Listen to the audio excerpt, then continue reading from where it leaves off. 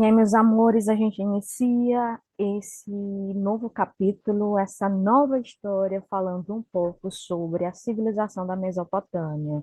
Lembro a vocês que a civilização da Mesopotâmia é a civilização mais antiga e ela simplesmente é aquela civilização do qual nós já havíamos até falado na sala de aula, em detrimento aí do período neolítico, quando há a chamada Revolução Agrícola, onde a gente até falou, né, nas aulas anteriores, que depois da grande revolução aí agrícola, onde os povos começam a se fixar à terra e não necessariamente continuar em busca de alimentos, né, no chamado nomadismo, onde eles se iam em busca de alimentos, né,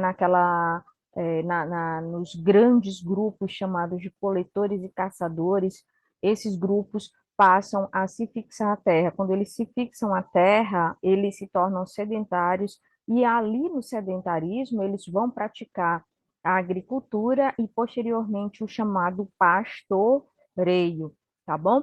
Então, ali, nas aulas anteriores, nós tratamos dessa fixação do homem à terra, dessa sedentarização do homem à terra.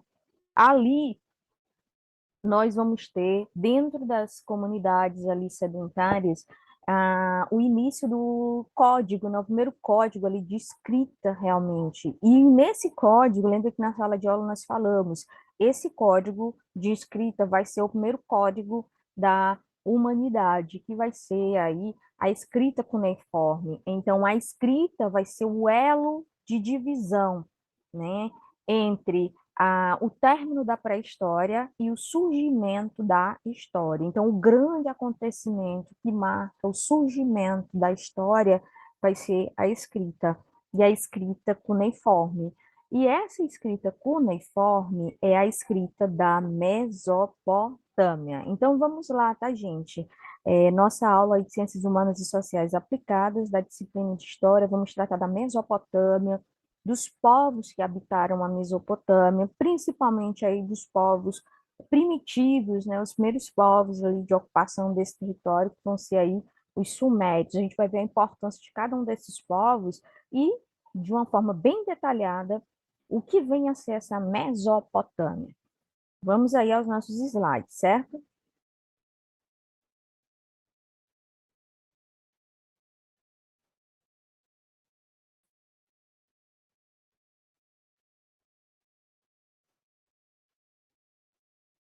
Meus amores, aí nós temos, né, um pouco da historinha da Mesopotâmia. Se os slides demorarem a passar, coisa mais natural, tá? É porque o computador, né, ele está processando e os slides da Mesopotâmia são muitos, né, então são pesados. Então vamos lá, meus amores, Mesopotâmia é como a nossa cidade, né, Teresina. Mesopotâmia é assim chamada porque é uma terra que geograficamente ficava entre dois rios.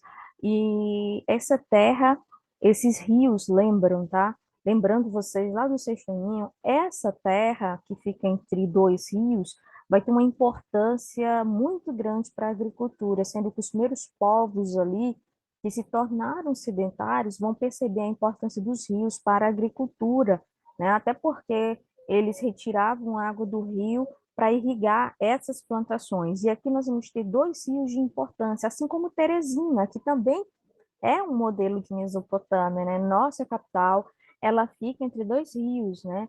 O rio Poti e o rio Parnaíba. Talvez não necessariamente com essa importância histórica, né? Mas a gente sempre faz esse paralelo para vocês entenderem melhor que são poucas as cidades no Brasil, né? Que tem dois rios aí é, na sua geografia, como Teresina, por exemplo, tá? A gente sempre brinca com os nossos alunos quando a gente está falando de Mesopotâmia, para que a gente também faça traga, né, esse assunto da Mesopotâmia para a nossa realidade, para que os alunos entendam que Teresina também tem dois rios e é banhada, né, por esses dois rios. Aqui na Mesopotâmia, os dois rios eram de uma importância primordial, os rios Tigre aí, e o Eufrates. Vamos aí analisar um pouco essa Mesopotâmia, depois a gente vai analisar tá? Geograficamente, essa Mesopotâmia. É uma região, pessoal, a Mesopotâmia hoje, ela compreende geograficamente o atual país aí, Iraque, tá? Uma grande concentração aí do Iraque compreende aí o que era a antiga Mesopotâmia. É uma região que historicamente era uma região ali de origem vulcânica, de planalto mesmo. Fica no Oriente Médio, não mudou a geografia, até hoje fica naquela região, tá? E como eu já falei para vocês, é uma terra entre rios que tem uma importância muito grande para o desenvolvimento histórico da Idade Antiga e desses povos que viveram na Mesopotâmia, tá bom? Vamos aqui um pouco da trajetória desses povos, tá? Prestem atenção, como eu já falei para vocês, aí nós vamos ter o desenvolvimento da agricultura, e os primeiros povos a desenvolver essa agricultura vão ser justamente aí os sumérios, que vão ser os responsáveis por construir as primeiras barragens e os canais de irrigação. Professora, como eram feitos esses canais de irrigação, né? Esses primeiros canais, eles faziam uma abertura, né? Muito rudimentar, eles faziam essa abertura dos rios para as plantações, né? Para que a água dos rios corresse nesses canais e fosse direto aí irrigar as plantações. Que rios eram esses? Que águas de rios eram essas, né? Vocês já sabem quais são os rios que banham a Mesopotâmia, que é o Tigre e o Eufrates. Então, a partir daí, vai ficar muito fácil para esses povos ficarem mais sedentários do que nunca, porque a água é vida, então ficava mais fácil aí para eles criarem os animais e também para eles começarem as primeiras técnicas ali técnicas do solo, né, para tornar esse solo mais produtivo. E aí eles vão utilizar a roda, o arado, aprimorando essas técnicas que naquela época eram técnicas extremamente aprimoradas para aquele momento da história, tá? A partir desse momento, nós vamos ter o surgimento das primeiras aldeias. E quando a gente fala surgimento das primeiras aldeias, nós temos também o surgimento das cidades, porque aldeias, elas antecedem o surgimento das cidades, porque as cidades, elas são bem mais desenvolvidas. Vocês vão entender, ou já entendem, né, tendo em vista que vocês já devem ter visto esse sistema de surgimento das cidades na disciplina de geografia, tá bom? Mas vamos lá. As aldeias, elas vão surgindo a partir do momento em que a agricultura ela vai se aprimorando, e com o aprimoramento da agricultura, esses povos vão também se multiplicando, porque aí a gente vai ter, né, os primeiros clãs familiares, a gente vai ter uma multiplicação dessas pessoas, e quanto mais elas vão ficando sedentárias, mais o índice populacional, o índice demográfico também vai aumentando, porque a gente vai ter, né, as chamadas relações entre essas pessoas dos chamados clãs, que vão dar origem às populações em larga escala, fazendo com que essas aldeias elas crescessem em índice populacional e aos poucos vão precisar de urbanização, só que essa urbanização aqui, tá, gente, não é a urbanização de hoje, nem é a urbanização da Idade Média, nós estamos aqui na Idade Antiga, preste atenção, tá? Então, aqui a gente vai ter um aprimoramento dos índices demográficos, por conta aí, gente, vocês já sabem, né? As aldeias vão se multiplicar, as relações sexuais também, a questão das primeiras análises aí, das conjunturas familiares, né? Os primeiros clãs familiares vão surgir. E nesse momento eu quero que vocês entendam que não necessariamente essas relações vão ser relações hétero, né? Até porque, né, nesses primeiros aqui povoamentos, a gente não vai ter relações somente héteros, só que nesse momento aqui a gente está falando de índice demográfico, e esse índice demográfico a gente vai ter a construção, a consolidação desses primeiros clãs, certo?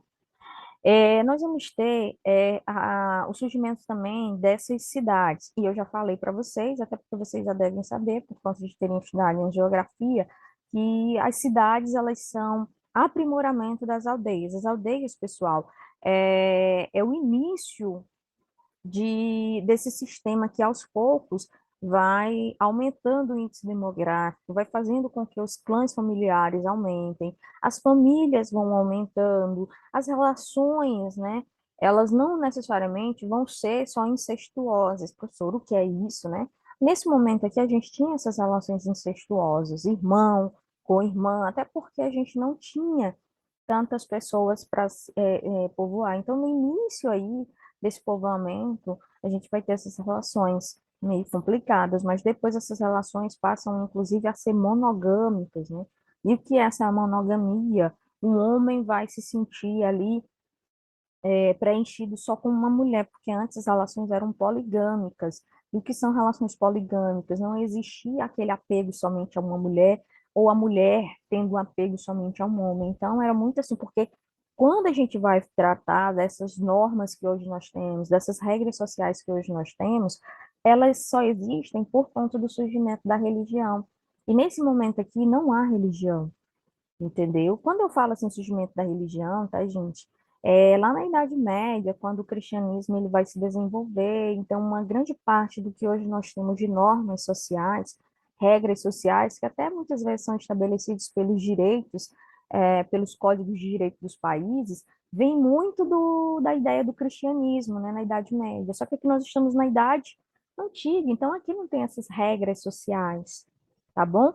Aqui nós temos as cidades-estados sumérias, e lembra que a gente já falou que os sumérios são os primeiros povos a habitar e a fazer essa Mesopotâmia se desenvolver. São os sumérios os responsáveis pela agricultura. Eles aí vão ser os responsáveis por fundar essas cidades, que são as cidades mais prósperas da Mesopotâmia, né? As cidades aí chamadas cidades-estados, porque elas tinham estruturas próprias de governo, né? Ur, Lagash e Uruk. O próximo slide, vocês vão ver a quantidade de cidades, estados, que vão ter aí na Mesopotâmia. Se não me engano, é no slide seguinte, ou é dois slides aí à frente, que vocês vão ver a quantidade de cidades. Aqui são as principais, Ur, Lagash e Uruk, né? Essas cidades, como eu já falei para vocês, elas tinham estrutura de governo próprio. E que são essas estruturas de governo próprio? São estruturas de governo onde eles têm suas próprias leis, tem uma pessoa para reger, né, a população, no caso aqui, um rei. Então, aos poucos, aqui a gente vai ter estrutura de comércio, que esse comércio aqui vai ser através de troca, porque aqui nós não temos dinheiro, nós não temos o exercício ainda das moedas, e a gente vai ter a consolidação dos chamados exércitos, que vão ser responsáveis por administrar essa parte mais pública de construção. Então, tudo relacionado a obras, né, vai ser o exército que vai construir nas primeiras cidades-estados sumérios, tá? Que são os primeiros povos a habitar a Mesopotâmia, os povos que vão ser responsáveis pelo desenvolvimento aí da agricultura. Aí nós vamos ter também, como eu já falei para vocês, a invenção da escrita, que é quando a gente sai da pré-história e entramos aí na história, a estudar a civilização mais antiga, que é a primeira da sequência, que é a civilização aí da Mesopotâmia. Então, os primeiros registros aí, dessa escrita vão datar de 4.000 anos antes de Cristo e vai ser a escrita cuneiforme, que vai ser utilizada, pessoal, para um controle de estoque e principalmente aí para a execução dos primeiros contratos, cartas e a produção dos primeiros poemas, porque até então não se tinha escrita, então tudo era muito rudimentar. A partir do momento que se cria a escrita, aí a gente vai ter, né, uma amplitude desse desenvolvimento aí da escrita, ao ponto que a próxima civilização que vocês vão estudar vai ser a civilização dos egípcios, que também vem com um código de escrita, que lá já vai ser uma outra escrita, que é a escrita aí dos hieroglifos, né? Ou hieróglifos, tá? Então vamos aí, tá? Aí são uns slides básicos para vocês entenderem o que a gente já falou. Só recapitulando. Terra entre rios, aí o Tigre e o Rio Eufrates, bem lúdico mesmo, para vocês entenderem com mais facilidade. Aí a gente tem os impérios mesopotâmicos. Professor, e o que são esses impérios mesopotâmicos? Meus amores, os impérios mesopotâmicos são os impérios ou as populações que fizeram parte aí, da consolidação dos povos mesopotâmicos, porque os povos mesopotâmicos não era composto só por um povo, né? Nós vamos ter vários povos que habitaram a Mesopotâmia. Lembra que nós falamos dos sumérios, beleza? Que são os primeiros.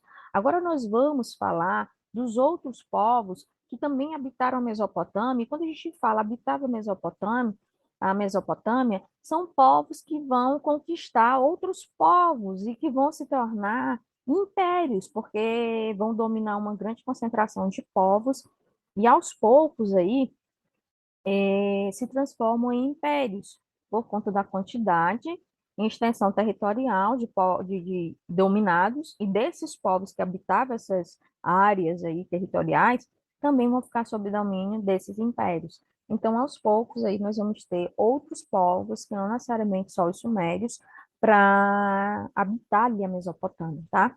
Então, nós vamos ter aí o Império Acádio. Qual vai ser a importância do Império Acádio, ou o Império dos Acadianos, né?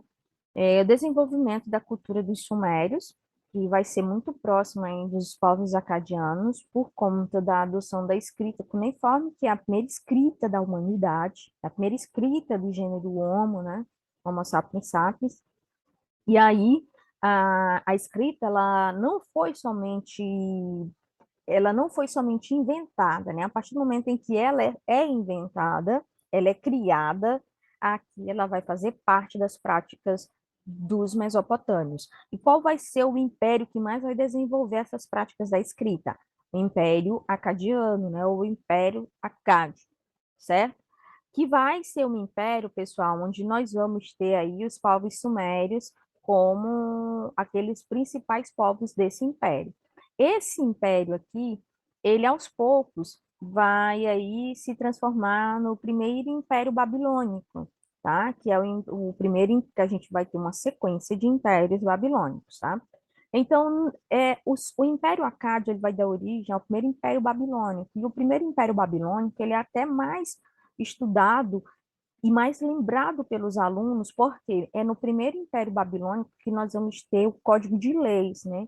A ampliação, como ele já tem, os sumérios já inventaram, né? Já tiveram as técnicas da agricultura, inventaram a escrita, aí nós vamos ter agora a criação do Código de Lei, que vai ser chamado Código de Hammurabi, por quê? Porque vai ser o rei mais próspero aqui do Império Babilônico, então, né, com certeza que vai receber o nome do rei Hammurabi, né, a criação desse código, que data aí do século XVIII a.C. Então, o que seria esse código? Como eu já falei para vocês, um código de leis onde o principal princípio aqui era a punição em proporção do crime cometido. Então, se as pessoas cometessem um crime, elas teriam que ser punidas com aquela mesma proporção. Um exemplo bem prático, né? Se uma pessoa matou com um tiro outra, ele vai ser morto na mesma proporção. Entenderam? Quando a gente fala de índice de proporcionalidade. Então, eles teriam que ser punidos na mesma proporção do crime cometido. E aí, dentro do Código de Hammurabi, nós vamos ter uma lei, que é a Lei de Talião, que fica muito conhecida pelos alunos, né? Que é considerada aí a lei do olho por olho, dente por dente, tá? Que é a lei que está dentro do Código de Hammurabi. Depois desse Império Babilônico, a gente vai ter um outro império intermediário, que é o Império Assírio. Depois a gente vai falar de cada um, tá? E depois do Império Assírio, nós vamos ter o segundo Império Babilônico, que é um império que é dos caldeus. Professor, do Império Assírio é um império onde a gente vai ter os povos assírios aí dominando a estrutura da Mesopotâmia. E depois a gente vai ter o segundo Império Babilônico, que é quando os caldeus reassumem os seus povos. Gente, aqui a gente está falando de povos que iniciam processos aí de dominação, uns povos dos outros. Dá para entender. Império Acadiano, composto aí pelos Sumérios e pelos povos acadianos. Depois a gente vai ter o primeiro Império Babilônico, que subentende para o aluno que o Império Babilônico dominou o Império Acadiano, conforme a descrição. E aí depois eu tenho os assírios dominando o Império Babilônico. Depois a gente vai ter o segundo Império Babilônico, que é quando eles derrubam os assírios. Uma observação eu faço dentro da geopolítica atual, tá? O Império Assírio, tá? É o império que hoje corresponde, os povos assírios, né?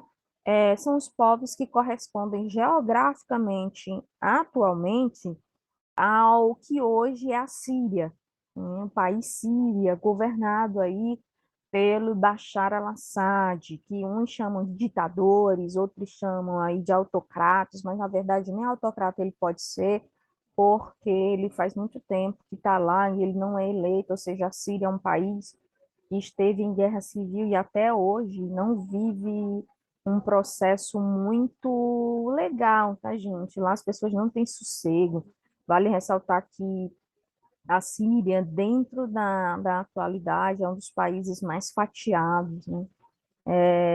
Foi um país onde o Estado Islâmico atuou muito. Professor, e o que é esse Estado Islâmico? Aí eu trago para vocês um fenômeno chamado de atualidades dentro da história, tá? Que quando a gente fala do Império Assírio, toda vez a gente tem que lembrar que esse Império Assírio, hoje, ele corresponde geograficamente, e esses povos assírios aqui, eles são os antepassados dos povos que hoje habitam a Síria. E essa Síria da atualidade é governada pelo Bashar al-Assad. Essa Síria, ela, é, há alguns anos atrás, ela teve um grupo terrorista que foi muito aí estudado pelo seu nível de crueldade, foi o Estado Islâmico, que gravavam vídeos, né, cortando a cabeça das pessoas, principalmente ativistas internacionais, e eles gravavam, né, e colocavam em plataformas, coisas assim absurdas a gente via. Então, esse Estado Islâmico começou a aterrorizar alguns anos atrás a Síria. A população civil foi para as ruas protestar, ia para as ruas também protestar, pedindo democracia. Os grupos pró-ditadura do Bashar al-Assad metiam fogo aí na população civil que estava protestando por democracia.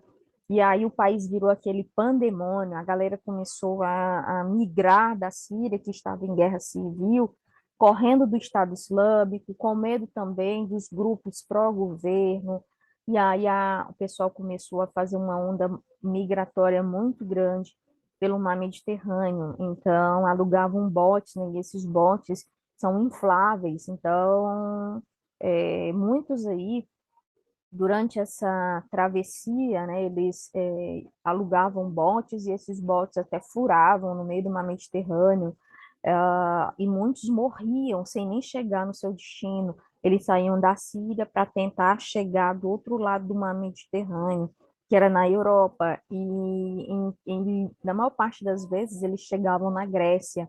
E aí a Grécia foi o país que mais recebeu sírios, e chegou um momento que a Grécia não mais suportava a quantidade de imigrantes e a Grécia pediu ajuda à União Europeia, né? Porque a Grécia faz parte da União Europeia, e aí nós vamos ter um fluxo migratório intenso de sírios pela Europa, porque a Grécia dizia, né, que não tinha mais como receber ninguém, porque a questão não é receber imigrantes, é onde vai se colocar esses imigrantes, vão ter escola para esses imigrantes, como esses imigrantes vão se adequar ao país que eles estão chegando, eles não falam a mesma língua, eles têm que se adaptar na língua do país onde eles estão chegando, a cultura daquele país, e os sírios são islâmicos, né?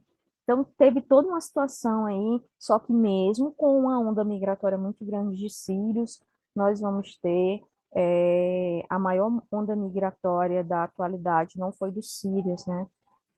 Foram dos ucranianos por conta da guerra na Ucrânia. E quando a gente vai analisar o índice populacional da Síria e da Ucrânia, a Ucrânia é um país muito populoso, então por isso o índice migratório, né, os números de migrações de ucranianos para a Europa foi muito maior do que dos sírios. Até porque os ucranianos não precisavam passar o mar Mediterrâneo, né, correndo risco de vida. Eles corriam risco de vida, não, de morte. Eles corriam risco de morte na travessia por conta do tamanho da Ucrânia, né? Então, os bombardeios ali, eles corriam risco de, às vezes, os ônibus ou as estradas pelo qual eles estavam percorrendo ali, até chegar nas fronteiras com os países que fazem fronteira ali com a Ucrânia, eles corriam risco de serem mortos. Mas no caso dos sírios, eles só tinham uma única rota, que era aí o mar Mediterrâneo, e na maior parte das vezes, como eles não tinham tanto dinheiro, eles alugavam botes, e botes são infláveis, né, gente? No mar eles podem furar, e aí imagina o que é que acontece. Se as pessoas estiverem nesses botes sem coletes, aconteciam muito, gente, das pessoas morrerem em alto mar, afogadas.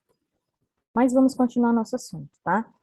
Aqui nós temos a geografia, como eu já falei para vocês, tá? A geografia aqui que mostra um pouco essa Mesopotâmia. certo? O rio aí, Tigre de um lado e Eufrates do outro. Teresina não é somente assim, tá, gente? Porque do outro lado do Puti ainda temos aí civilizações, no caso aqui nós, tá? A gente tem comunidades, tem uns bairros que moram do outro lado aí dos rios. Então, aí é um mapa antigo, mas agora a gente vai para um mapa mais atual. Quem está assistindo de celular ou de computador pode estar dando um print, né? Aí é o mapa antigo. E aí nós temos o mapa atual. Gente, a Mesopotâmia também é chamada de crescente fértil, né? Mas por que crescente fértil? Porque ela tem um formato de o mapa, né? Tem um formato aí de uma lua. E a lua aí seria aquela lua quarto crescente. Por isso que ela é chamada de crescente fértil, né? Porque a localização aí, principalmente dos rios, ela faz quase que como uma meia-lua. E aí ela também passou a ser apelidada, né, de crescente fértil. Aí é o mapa atual, tá? Da Mesopotâmia, que mostra também, né, esse é o mapa atual com os povos que habitavam nela, tá, gente? É um mapa atual, mas ao mesmo tempo tratando dos povos que compunham esse império aí, mesopotâmico. Aqui nós temos os povos no caso aí, os babilônicos, os assírios, nós temos também os sumérios. E aqui, pessoal, prestem atenção que dentro dessa atualidade nós vamos ter a capital, por exemplo, tá? Aí Alepo, para quem não lembra da Guerra da Síria, depois vocês podem me pedir algumas explicações, porque essa Guerra Civil da Síria, tá, gente? A Rússia, ela é pró-ditadura do Bashar al-Assad, então a Rússia não quer que o Bashar al-Assad caia. Então os movimentos pró-democracia na Síria, eles ainda continuam. E a cidade de Alepo aqui foi varrida pelos bombardeios da Rússia. Quando a Rússia invadiu a Ucrânia, que tomou Mariupol aí, que bombardeou tanto Mariupol que a cidade ficou em ruínas, as pessoas até no cenário internacional diziam, né, que a Rússia estava usando as mesmas táticas que usou na Síria contra, por exemplo, a população civil. Lá em Alepo também estimula-se que a Rússia tenha feito a mesma coisa que fez aí na Ucrânia, né? Principalmente ela destruiu com mísseis de longa distância a cidade de Alepo e dominou a cidade de Alepo, que era o foco, né? Era uma das cidades aí da Síria atual que tinha a maior concentração de revoltosos. Aí, pessoal, se vocês pegarem esse mapa na interpretação geográfica mesmo, a parte laranja correspondia à civilização suméria. A parte em amarelo, extensão máxima do Império Acado, ou seja, aqui ao redor eram os acadianos. A parte em verde, extensão máxima do primeiro Império Babilônico. Então, o centro era composto aí pelo Império Babilônico. Aí a gente tem em menor tamanho a extensão do Império Assírio, né, pequenininho aí, e a extensão máxima do segundo, tá aí, Império Babilônico, no caso, segundo Império Babilônico. Então, vamos nós, seguindo aí a nossa análise do crescente fértil, como eu já falei para vocês, tá? Essa região era muito próspera na agricultura, por isso era considerada aí crescente por causa da lua crescente, porque eles também eram muito ligados no misticismo, na questão da lua. E tinha que plantar quando a lua crescente estivesse, né, é, em plenitude, porque plantando no momento da lua aí crescente, eles também acreditavam que a lua interferia, né? Então, além do formato da lua crescente, eles ainda tinham esse misticismo. E se tornou fértil, né, é chamada de fértil por conta da agricultura fértil, que utilizava muito da água dos rios Tigre e Eufrates. E como ao redor desses rios o solo era humus, né, molhado ali, ele era um solo próspero para a agricultura. Então, o solo era considerado fértil, tá aí, tá, gente? Crescente fértil. Olha aí o formato aí de uma luazinha.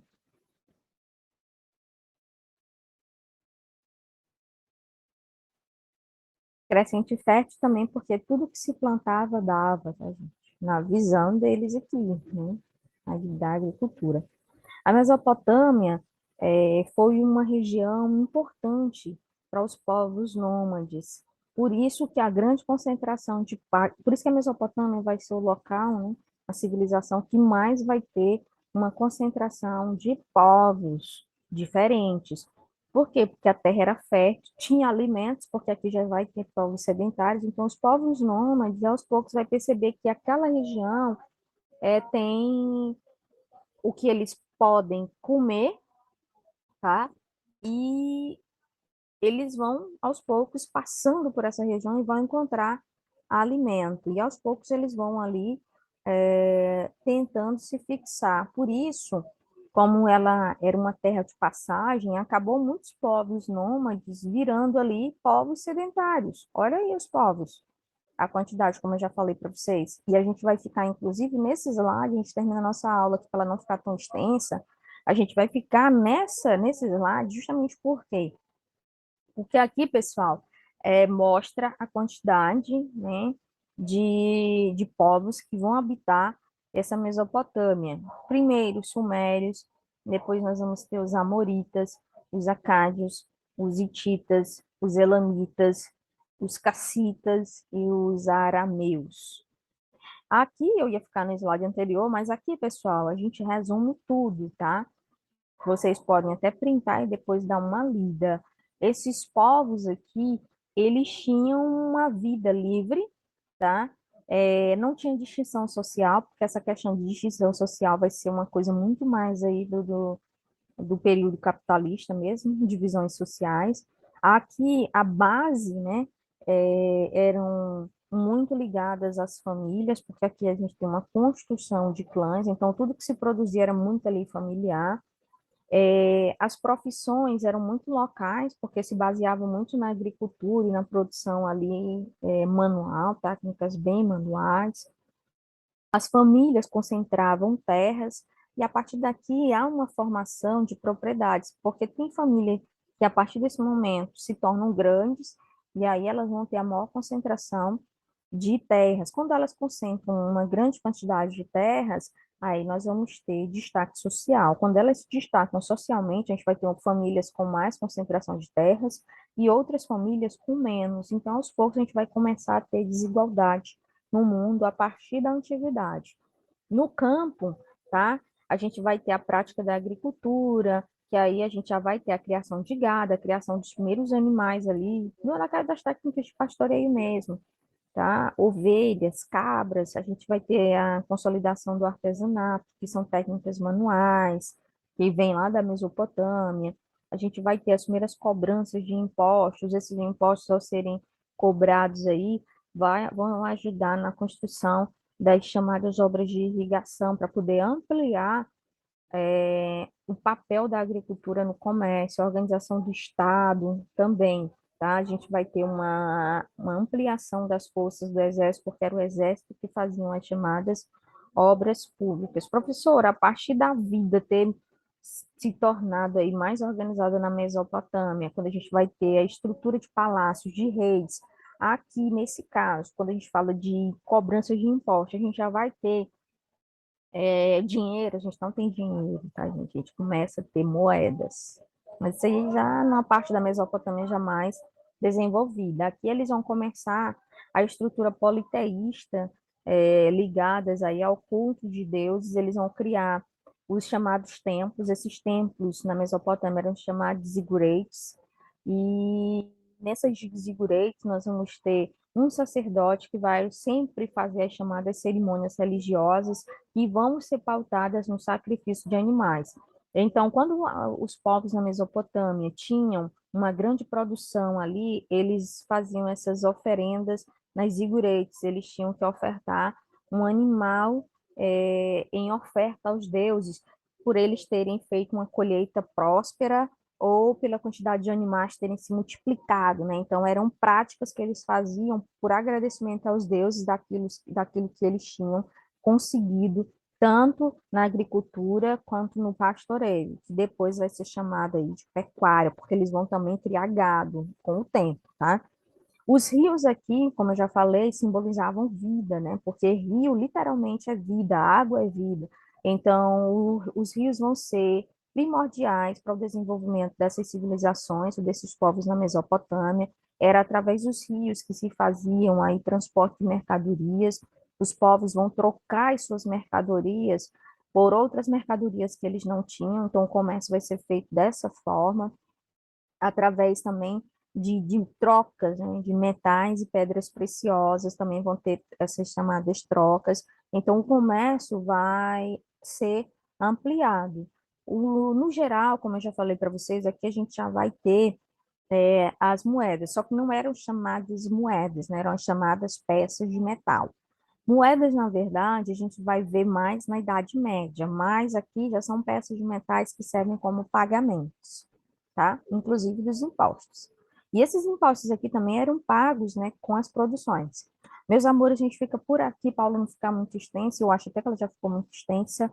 Do mais, qualquer dúvidas, a gente vai tirando. Lembrando que nossas aulas continuarão de uma forma bem ampla e sempre que possível, a gente vai estar trazendo o passado para o presente, fazendo essas ligações das civilizações antigas com as atuais. Um abraço, até a próxima aula, tá, gente? Tchau.